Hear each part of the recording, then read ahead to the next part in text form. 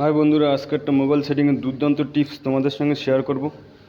চলে আসো মোবাইল স্ক্রিনের উপরে, সেটিং অপশানে চলে আসো। সেটিং অপশানে আসার পরে নিচের দিকে স্ক্রল করো, আস্তে আস্তে স্ক্রল করো। স্ক্রল করে নিচের দিকে দেখতে পাবে একটা অপশান আছে ডিজিটাল ওয়েবলিং। এই ডিজিটাল ওয়েবলিংয়ের পরে ট্যাপ করো। ট্যাপ করলেই দেখতে পাবে সারাদিনে কোন অ্যাপসটা কতক্ষণ ব্যবহার করেছো, কতক্ষণ তুমি মোবাইলটা ব্যবহার করেছো দেখতে পাবে।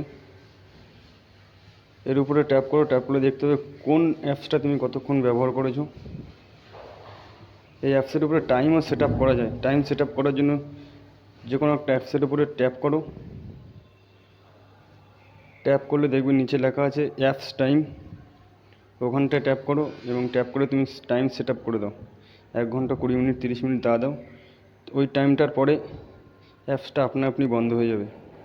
আর টাইমটা হাঁটানোর সহজ, পাশে ডিলিট বাটন আছে, ডিলিট বাটনের উপরে ট্যাপ করো। ট্যাপ করলে টাইমটা এমনি বন্ধ হয়ে যাবে। টিপসটি ভালো লাগলে লাইক করো আর চ্যানেলটাকে সাবস্ক্রাইব করে দিও।